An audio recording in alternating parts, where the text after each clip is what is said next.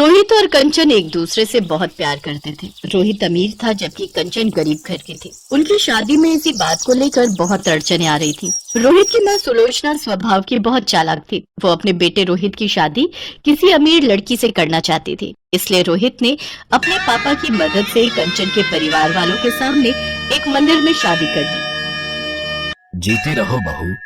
पापा, आपको लगता है मम्मी इस शादी को मंजूरी देंगी? बेटा, जब भगवान ने मंजूरी दे दी तो तुम्हारी मम्मी को भी देनी ही पड़ेगी। अच्छा चलो, अब कंचन बहू को घर ले चलो। माँ, मुझे आशीर्वाद दो कि मैं सासू माँ का दिल जीत सकूं। बेटी, मुझे पता है तू एक न एक दिन अपनी सासू माँ का दिल जरूर जीत लेगी और मेरा आशीर्वाद हमेशा तेरे साथ है।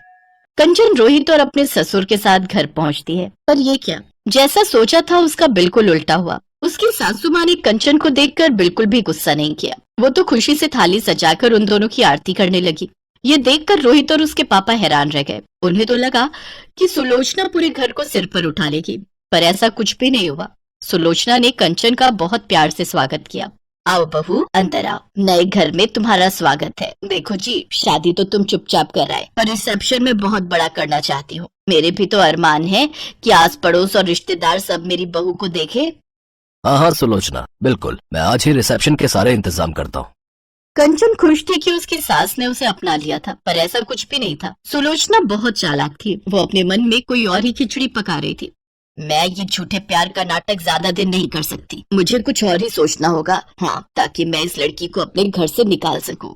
सुलोचना ने कंचन को बहू के रूप में नहीं अपनाया था। वो तो सबके बीच नाटक कर रही थी। रिसेप्शन में सुलोचना कंचन को अपने रिश्तेदारों और पड़ोसियों से मिलवाती है। रोहित का ध्यान अपने दोस्तों में था। क्या बात है सुलोचना, तूने तो चोरी छुपके बेटे की शादी भी कर दी और अचानक से रिसेप्शन भी रख दिया। बात कुछ हजम नहीं हुई। अब क्या बताऊं सुषमा, बहू गरीब घर की है बेचारी, इसलिए चुन्नी चढ़ा कर ले आए। अब बारात जाती तो इसके माता पिता में इतनी गुंजाइश नहीं थी कि बारात का स्वागत कर सकते। अरे बिल्कुल भी कुछ नहीं है, तुम क्या समझ रही हो, घर में बैठने के लिए कुर्सी तक तो है नहीं। वो तो रोहित को ना जाने इसमें क्या दिख गया। अब बच्चों की तो तुम जानती ही हो, जिद के आगे झुकना ही पड़ता है, वरना मैं तो इसे कभी भी अपनी बहू ना बनाती। अच्छा, तुम लोग अब आई हो रिसेप्शन में तो अच्छे से खा पी कर जाना। बबली, उषा, सुन रही हो ना, हमने रिसेप्शन बड़ा पैसा लगा कर रखा है, एक एक बढ़िया चीज बनवाई है। बहू अगर गरीब घर की है तो क्या हो गया, ससुराल तो उसे अमीर मिला है। चलो मैं और मेहमानों को देख लूं। सास की बातें सुनकर कंचन की आंखें आंसुओं से भर आती हैं। तभी उसके माँ और पापा आ जाते हैं। कंचन अपने आंसू पोंछ लेती है। सुलोचना मुंह बनाती हुई उसके आगे से चली जाती है। बेटी, तू अपने ससुराल में खुश तो है ना? कंचन, तेरी सास ने तेरे साथ कुछ गलत बात तो नहीं की? जी पापा जी, माँ जी तो मुझे बहुत प्यार करती हैं। पता है, जब से आई हूँ कोई काम ही नहीं करने देती, सारा दिन ठाट से बैठे रहती हूँ। कंचन अपने मम्मी पापा को झूठ बोल देती है, पर सच तो ये था कि सुलोचना उसके साथ सीधे मुंह बात ही नहीं करती थी। जब तक सुलोचना के ससुर और रोहित घर पर होते थे, तब तक तो सुलोचना कंचन से बहुत मीठे से बात करती, और जैसे ही वो दोनों घर से जाते, सुलोचना उससे घर के सारे काम करवाने शुरू कर देती। और शाम को जब वो दोनों वापस आते तो उसका रवैया अलग ही। अरे वाह, खीर बहुत टेस्टी बनी है। 2-3 दिन से मेरा मीठा खाने का बहुत मन था। अरे बेटा, मुझे पता था, तभी मैंने शाम को बना दी। तुझे पसंद आई, ये मुझे बहुत अच्छा लगा। मैंने चीनी भी कम डाली थी।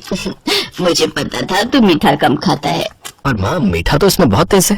सुलोचना झूठ बोल रही थी, क्योंकि खीर उसने नहीं बल्कि कंचन ने बनाई थी। कंचन ने मीठा ज्यादा डाल दिया था। जब सुलोचना की चोरी खुलने वाली थी तो कंचन बात को संभाल लेती है। अरे वो मैंने मीठा ज्यादा डाल दिया, मुझे नहीं पता था कि माँ जी मीठा डाल चुकी है। कोई बात नहीं बहू, आगे से मीठा कम डाल लेना। एक कटोरी मुझे भी दे दो। कंचन ने बात को संभाल कर अपनी सास को सम्मान दिया था, पर सुलोचना को इस बात से कोई मतलब नहीं था। घर के सारे काम कंचन करती थी, पर क्रेडिट सुलोचना अपने नाम कर लेती थी। कंचन इस बात के लिए कभी भी कुछ नहीं कहती थी। उसे लगता था कि अगर इससे उसकी सास खुश होती है तो कोई बात नहीं, इसे तो कोई फर्क ही नहीं पड़ता। मैं काम का सारा क्रेडिट अपने ऊपर ले लेती हूँ। करती ये है, मुझे कुछ और ही सोचना पड़ेगा। ऐसे दाल नहीं गलने वाली, मुझे सोनिया को बुलाना ही पड़ेगा। हेलो सोनिया बेटा, मैं बोल रही हूँ। हाँ ठीक है, तुम कुछ दिनों के लिए आ जाओ। सोनिया सुलोचना की सहेली की बेटी थी। सुलोचना चाहती थी कि सोनिया उसके घर की बहू बने, पर रोहित ने कंचन से शादी कर ली। सुलोचना चाहती थी कि किसी तरह कंचन इस घर को छोड़कर चली जाए और सोनिया इस घर की बहू बनकर आ जाए, इसलिए वो सोनिया को रहने के लिए बुला लेती है। नमस्ते आंटी, अच्छा हुआ आपने मुझे बुला लिया। मैं वैसे भी घर पर बहुत बोर हो रही थी। आपकी कंपनी मुझे बहुत अच्छी लगती है। बस तो फिर अब आराम से कुछ महीने मेरे पास रहो। मैं तो ये चाहती हूँ कि तुम हमेशा के लिए ही यहाँ रहो, पर तुम्हें इस रास्ते के कांटे को निकालना होगा। जब तक ये कंचन यहाँ पर है तुम इस घर की बहू नहीं बन सकती। आप चिंता मत करो आंटी, अब मैं आ गई हूँ ना, मैं इस कंचन को घर से निकाल कर ही दम लूंगी। बस तो फिर बन गई बात। तुम आज रोहित के लिए साउथ इंडियन खाना बनाओ, उसे साउथ इंडियन खाना बहुत पसंद है। दिल का रास्ता पेट से होकर गुजरता है। रोहित तुम्हारे हाथ का बढ़िया खाना खाएगा तो अपने आप तुम पर लट्टू हो जाएगा। पर आंटी मुझे तो खाना बनाना आता ही नहीं है, मैं कैसे बनाऊंगी? अरे तो कोई बात नहीं, खाना कंचन बना लेगी। जब रोहित और उसके पापा आए तो मैं बोल दूंगी तुमने बनाया है, बस हो गया काम। सोनिया रसोई में जाती है और कंचन को मीठी मीठी बातों में फंसाकर साउथ इंडियन खाना बनाने के लिए कहती है, कंचन आज मेरा साउथ इंडियन खाने का बहुत मन है, प्लीज तुम डोसा सांभर और इडली वगैरह बना दोगी, बहुत मन कर रहा है। ठीक है तुम बैठो, मैं तैयार कर देती हूँ। कंचन बहुत ही स्वादिष्ट साउथ इंडियन खाना तैयार करती है। रोहित और उसके पापा के आने का समय हो रहा था, तभी कमरे में से सुलोचना की चीखने की आवाज आती है। कंचन दौड़ते हुए कमरे में जाती है। बाथरूम में फर्श पर साबुन गिरा हुआ था, उस पर पैर फिसल गया, मेरी कमर। माजी मैं डॉक्टर को फोन करके बुलाती हूँ, चलिए आप आराम से बिस्तर पर लेट जाइए। कुछ देर बाद डॉक्टर के आने पर पता चलता है कि सुलोचना की कमर का मांस फट गया है, जिस कारण उसे कुछ दिन बेड रेस्ट करना होगा। कंचन रसोई में सुलोचना के लिए कुछ हल्का बनाने चली जाती है। सब लोग कमरे से बाहर आ जाते हैं। सोनिया यही मौका है, तुम मेरी सेवा करके सबका दिल जीत सकती हो, फिर आराम से तुम इस घर की बहू बन जाओगी।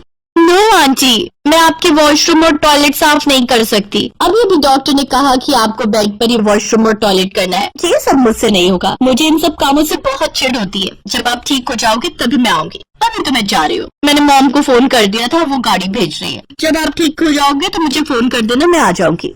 सोनिया की बात सुनकर सुलोचना की आंख खुल जाती है। वो जिसे अपना समझ रही थी वो वास्तव में अपनी नहीं थी। थोड़ी देर बाद कंचन कमरे में आती है, सुलोचना को अपने हाथों से खाना खिलाती है और उसके बाद दवाई देकर वॉशरूम करवाती है। कंचन सुलोचना की बहुत सेवा कर रही थी। अपनी बहू के इतने अच्छे व्यवहार को देखकर सुलोचना की आंखों में आंसू आ जाते हैं। उसने कंचन के साथ कितना बुरा किया था। सोनिया जाने लगती है। अच्छा आंटी जी मैं चलती हूँ, आप मुझे फोन कर देना जब भी बुलाना होगा, मैं आ जाऊंगी। नहीं बेटा, अब तुम्हें परेशान होने की और बेवजह यहाँ आने की कोई जरूरत नहीं है। मेरी बहू है मेरी सेवा करने के लिए और मेरा ख्याल रखने के लिए। तुम अपने घर में खुश रहो और हाँ, जब शादी करो तो कार्ड भेज देना, मैं अपनी बहू कंचन के साथ जरूर आऊंगी। अपनी सास के मुंह से ऐसा सुनकर कंचन खुशी के आंसू रो पड़ती है और अपनी सास के गले लग जाती है। सोनिया मुंह बनाती हुई वहाँ से चली जाती है। कुछ दिनों बाद सुलोचना की तबीयत ठीक हो जाती है। अब उसका व्यवहार कंचन के साथ बहुत अच्छा हो गया था। ये देखकर रोहित और उसके पापा भी बहुत खुश थे। वर्षा बहू नजर नहीं आ रही, सुबह से गायब है। तुम्हें पता तो है माँ, वर्षा सुबह बाजार के लिए निकल जाए तो शाम से पहले लौटती नहीं है। आ तो गई हूँ, वो मेरी सहेली ने बताया था सस्ती साड़ियों की सेल लगी हुई है।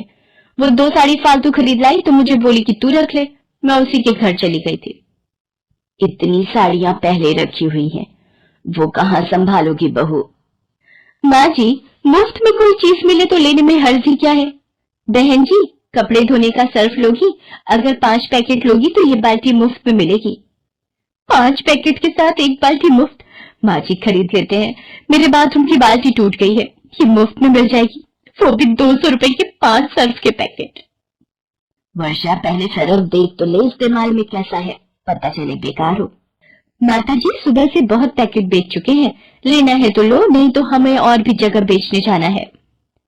माँ जी मुझे बाल्टी की जरूरत है, ये लो 200 रुपए। लाओ सर्फ इधर दो, कपड़े तो धोने ही है, अभी इस नई बाल्टी में ही डुबो देती हूँ।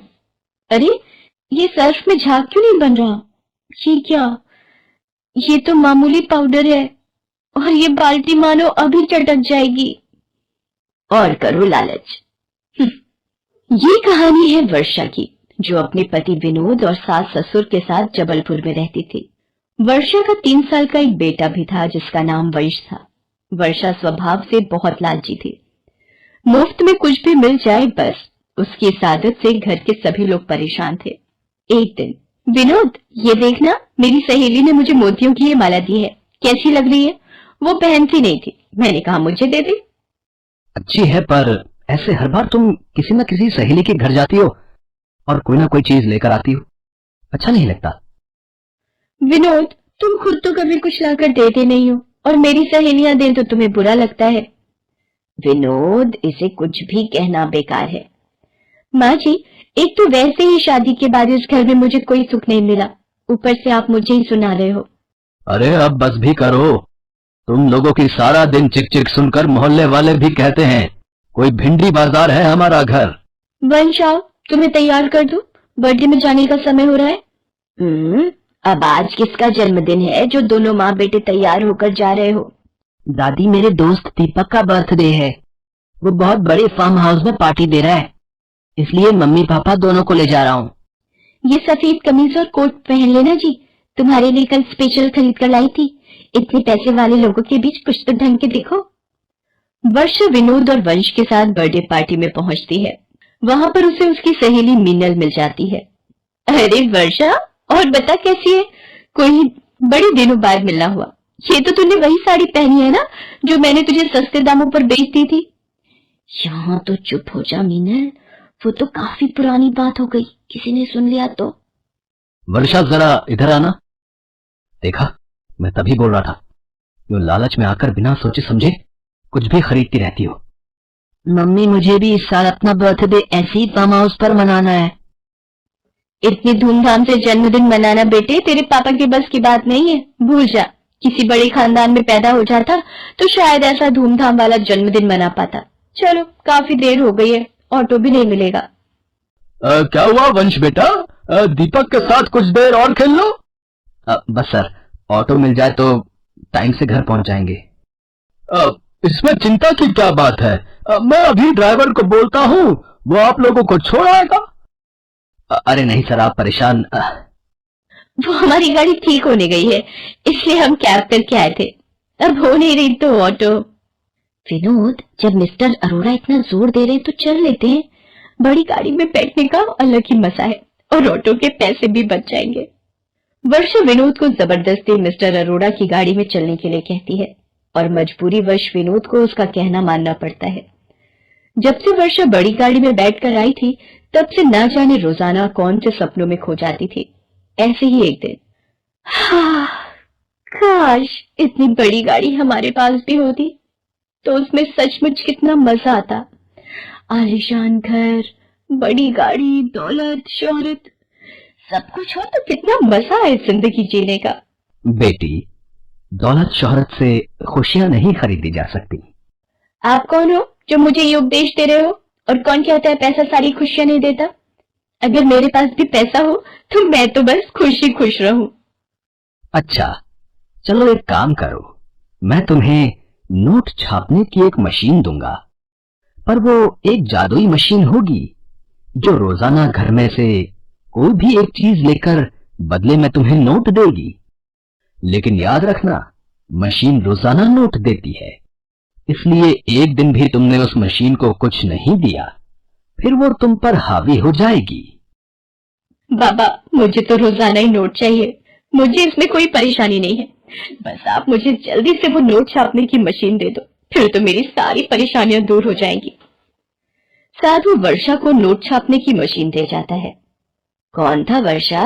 इतनी देर से दरवाजे पर क्यों खड़ी थी? ये देखो माँ जी, एक साधु बाबा मुझे ये नोट छापने की मशीन दे गए हैं। अब रोजाना ये मशीन किसी भी एक चीज के बदले नोट देगी। ये तो कहीं नहीं सुना।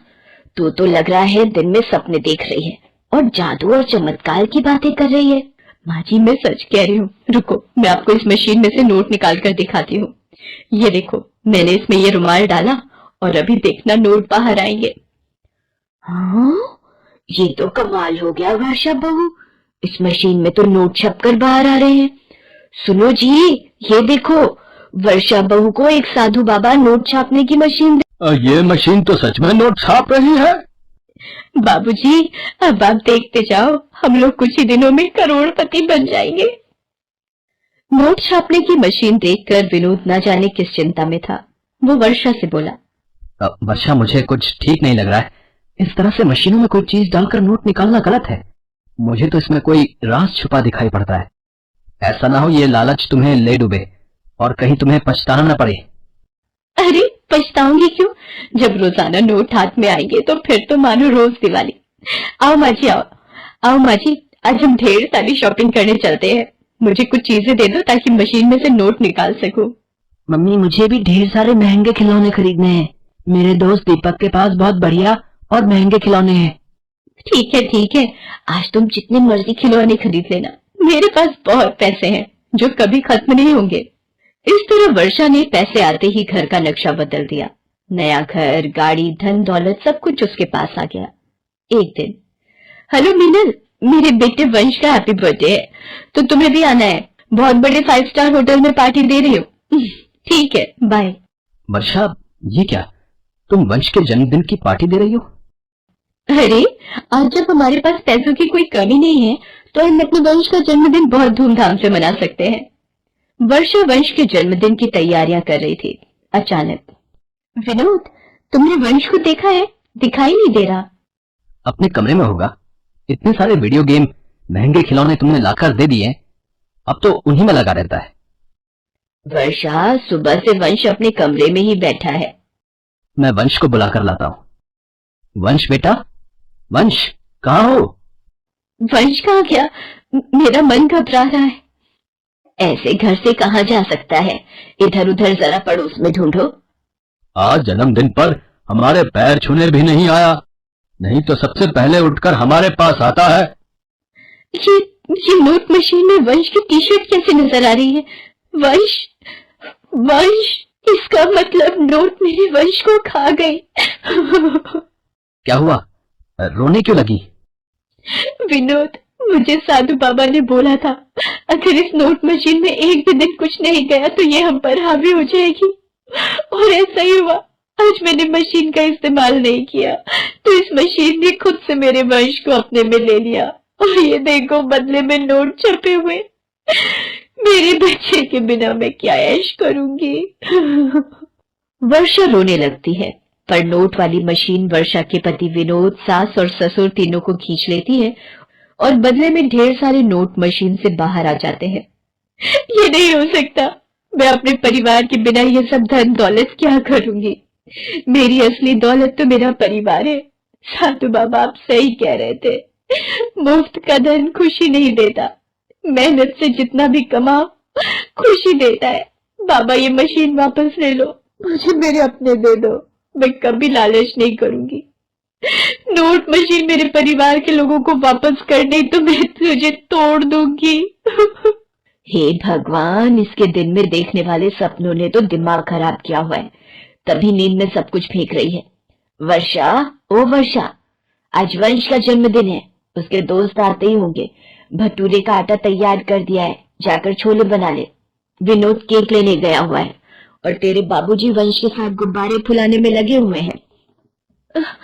ये सपना था, मेरे अपने मेरे पास है। माँ जी इधर आना, आज आपको गले लगाने का मन हो रहा है। आज इतना लाड क्यों दिखा रही है? कहीं इसलिए तो नहीं छोले भी मैं ही बना दूं? मेरी प्यारी सासू माँ। Thanks for watching.